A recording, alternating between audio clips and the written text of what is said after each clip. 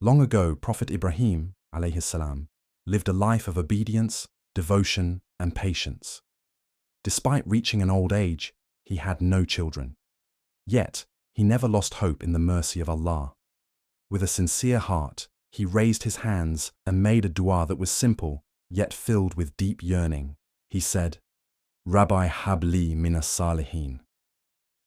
My Lord, grant me a righteous child. This beautiful dua is recorded in Surah As-Saffat, verse 100 Psalm. He didn't just ask for a child, but for a righteous one, someone who would be upright, obedient to Allah, and carry forward the mission of truth. Allah accepted his heartfelt prayer. He gave glad tidings of a son described as Halim, meaning patient, calm, and wise beyond his years. This child was none other than Ismail alayhi salam, born to Hajar, the second wife of Ibrahim. Allah says in Surah As-Saffat, verse 101, So we gave him glad tidings of a forbearing boy. Even before he was old enough to speak or walk, the child carried a personality marked by gentleness, humility, and patience. Years passed, and the bond between father and son grew. Ismail alayhi salam became a young boy who walked beside his father, worked with him, learned from him, and most importantly, shared his deep faith in Allah. Just when everything seemed perfect, Allah sent a test that would shake the soul of any parent. One night, Prophet Ibrahim alayhi salam saw in a dream that he was sacrificing his son. As a prophet, he knew this was not just a dream.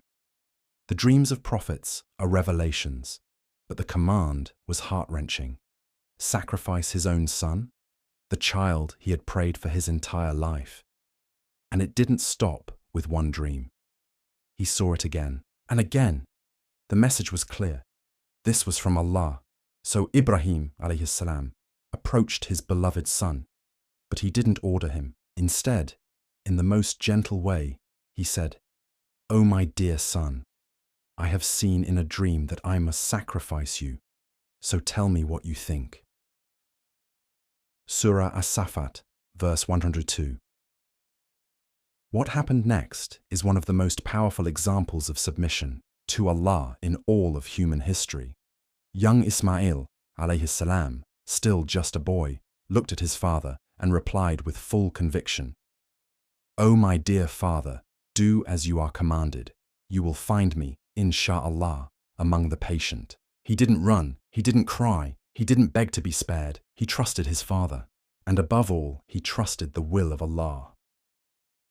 With hearts trembling but faith unwavering, both father and son made their way to carry out the command of Allah. When they reached the place of sacrifice, Ibrahim alayhi salam laid his son down. Some scholars say he placed him face down so he wouldn't have to see his son's face while doing it. The knife was ready, the son was ready, and the father raised his hand. At that moment, Allah stopped it. A voice called out, "Oh, Ibrahim, you have fulfilled the vision." Surah As-Saffat, verses 103-105. He had proven his loyalty, his faith, and his full submission to Allah. The knife never cut, and Allah, in His mercy, sent a replacement, a ram from paradise, to be sacrificed instead. Allah says, "And we ransomed him with a great sacrifice." Verse 107. This act of total submission became a legacy for all believers. That's why every year, Muslims around the world remember and honor this moment by offering Qurbani, not just as a ritual, but as a reflection of Ibrahim, and Ismail's willingness to give up everything for Allah. Allah then honored Ibrahim alayhi salam with everlasting praise. He said, "And we left for him among later generations. Peace be upon Ibrahim." Surah As-Saffat, verses 108-109. And truly, we still remember him.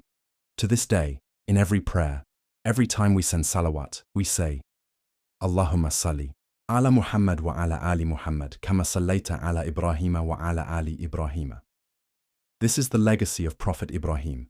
His name is mentioned side by side with our beloved Prophet Muhammad. This story is not just about a test, it's about what it means to truly submit to Allah, even when it hurts. It's about trusting His wisdom more than our emotions, about letting go of what we love most for the one who gave us everything.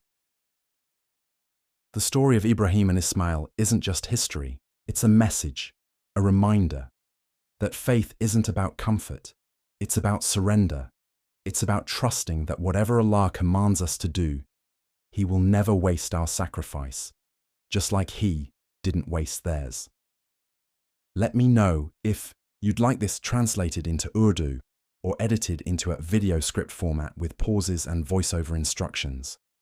I can also help with a thumbnail prompt for this video.